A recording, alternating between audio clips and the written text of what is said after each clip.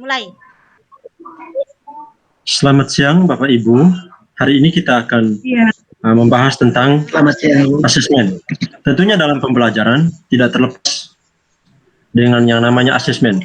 Dalam kurikulum sekolah penggerak, kita ada 3 jenis asesmen yang akan kita lakukan, yaitu asesmen diagnostik, asesmen formatif, dan asesmen sumatif.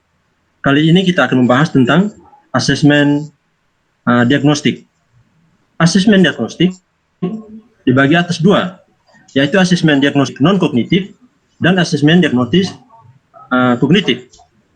Materinya akan saya tampilkan.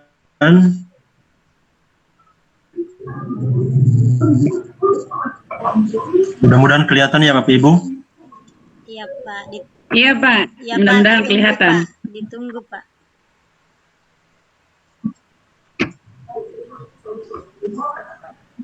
Bisa lihat Ibu? Belum Pak. Nah, bisa Pak. Manja. Pak. Ya. Kalau belum bisa, biar saya langsung jelaskan Pak. saja. Iya, Iya, baik. Baik. Yang pertama kita asesmen itu sendiri. Ya, yang pertama asesmen itu sendiri. Secara umum, asesmen diagnostik bertujuan untuk mendiagnosis kemampuan dasar siswa. Sudah tampil, halo? Pak. Sudah tampil di layar, Pak. Sudah, Oke, Pak. baik ya. Saya belum.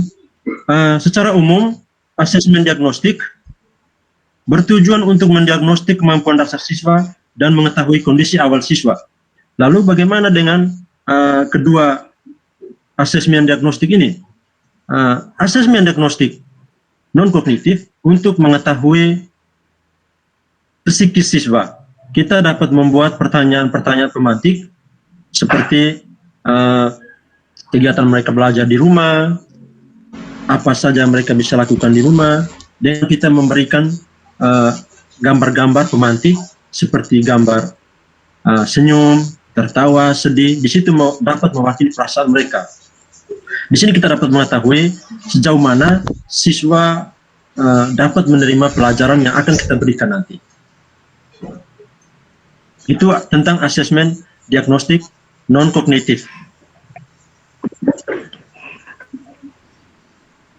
Yang berikut, kita berbicara tentang asesmen diagnostik kognitif. Asesmen diagnostik kognitif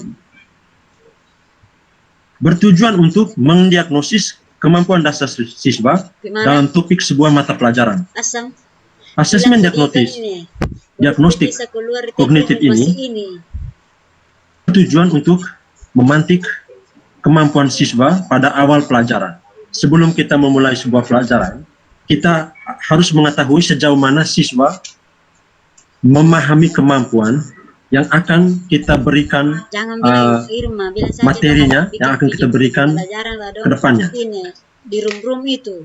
Hal yang kita buat adalah kita harus mengaitkan materi yang akan kita jelaskan dengan kondisi yang nyata di sekitar lingkungan kita.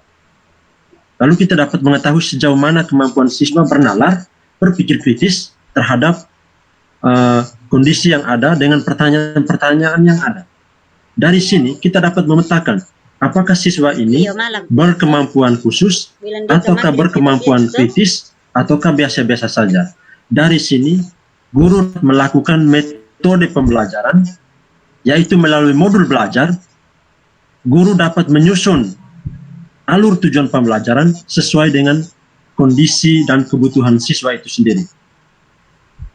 Pertanyaannya, bagaimana jika siswa ada yang berkebutuhan khusus? Lalu bagaimana dengan siswa yang berkebutuhan lebih? Misalnya orang yang cerdas, yang biasa-biasa, yang lemah.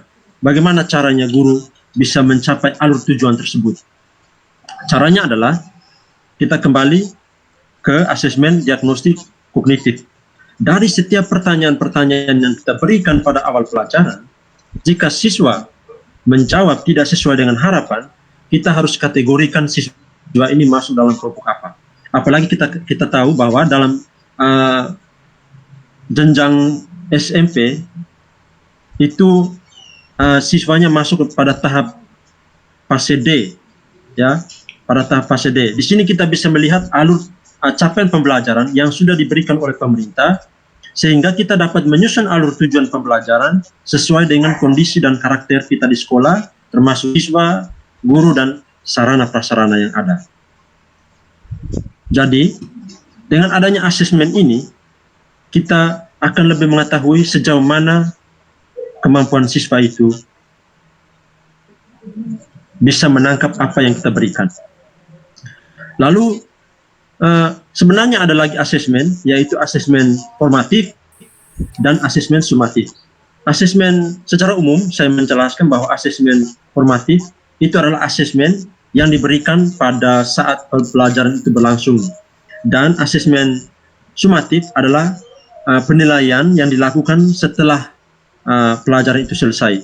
Asesmen formatif bisa dilakukan saat ulangan harian atau penilaian tengah semester. Hal ini dilakukan agar memperbaiki metode pengajaran daripada seorang guru ketika kita menemukan ada siswa yang belum memahami materi yang kita berikan. Sementara asesmen sumatif adalah penilaian yang diberikan setelah pelajaran selesai. Hal ini supaya kita dapat mengetahui kemampuan siswa dapat memahami semua materi yang kita berikan dari awal sampai dengan akhir. Ini menjadi satu rujukan sehingga dapat menyusun kurikulum itu dengan baik. Ya.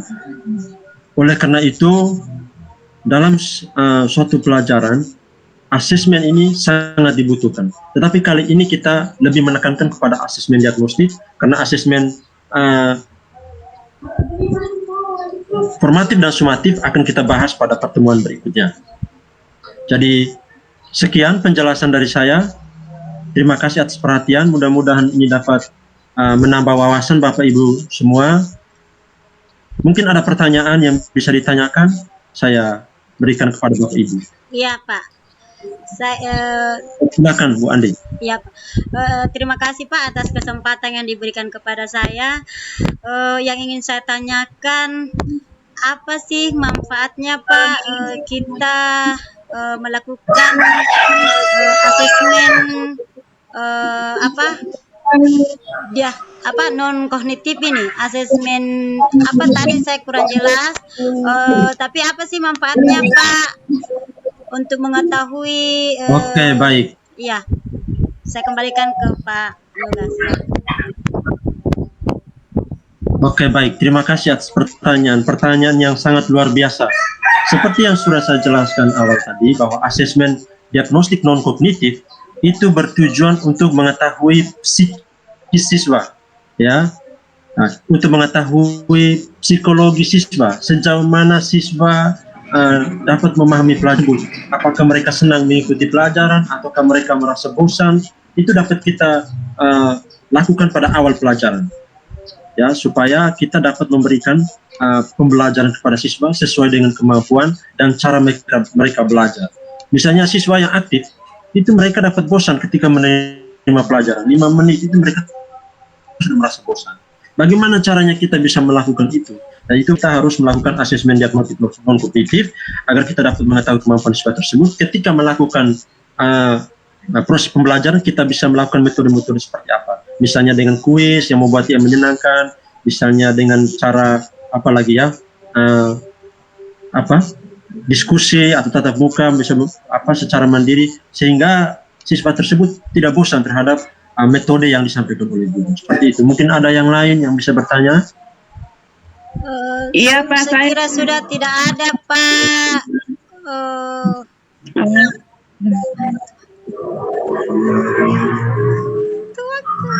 Waktu. Iya Pak, sudah jelas Pak. Sudah jelas. Tutup doa. Baik. Terima kasih. Baik. Terima kasih banyak atas kesempatannya. Mudah-mudahan ini dapat bermanfaat bagi Bapak Ibu semua. Mohon maaf tadi kita mulai tidak dengan doa. Jadi kita akan menutup kegiatan ini dengan doa. Saya mohon kepada